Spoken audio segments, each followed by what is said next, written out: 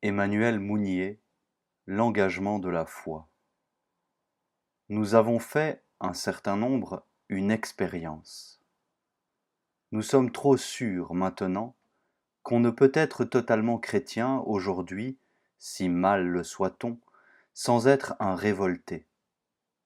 Les uns après les autres, devant le monde moderne, nous devons accomplir notre chemin de Damas.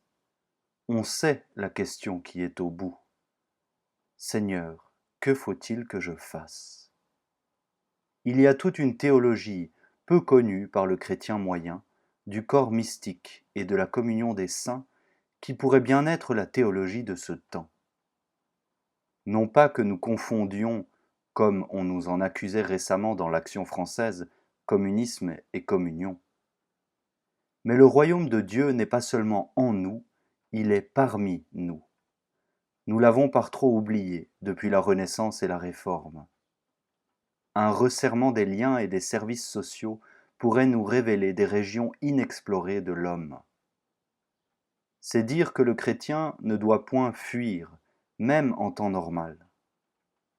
Or, dans des périodes violentes comme celles que nous traversons, il est terriblement tenté de fuir, souvent par tempérament. Une vie intérieure très cultivée, mais maladroitement équilibrée avec le monde extérieur, l'a replié sur lui-même.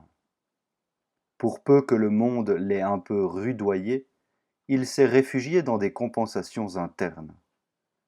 Un rien suffit, tout est mêlé, pour que sa peur de vivre lui apparaisse comme un goût singulier de la contemplation.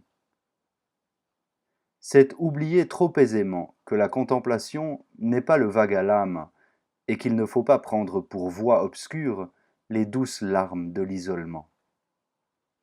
La vraie contemplation est dévorante de charité, tout spécialement chez les commençants qui n'ont pas encore atteint, et n'atteindront sans doute jamais, les régions où par elles seules la contemplation est action. Il y a une évasion plus haute, celle de l'amertume. La mentalité eschatologique qui agitait si fort les premiers chrétiens n'est pas disparue de nous. Le royaume de Dieu n'est pas de ce monde est vicié, rien à faire, chute, chute, le progrès, les réformes, grossièreté d'hommes bien portants. Il ne reste qu'à hurler, ricaner, vaticiner. Et l'incarnation, et les promesses, et l'espérance, et la parabole des talents, et la théologie enfin. Car s'il est une clé de toute la pensée catholique, c'est bien par cette doctrine que l'homme a été blessé, mais non pas vicié à la racine par la chute originelle. Il n'a pas perdu toutes ses armes contre le péché. Et si le triomphe définitif n'est pas de ce monde, parce que, de toute la durée de ce monde, l'homme ne sera jamais tranquille et triomphant, pourquoi cette réussite contre le péché que le saint réalise dans sa vie, les sociétés ne l'amorceraient-elles pas entre elles ?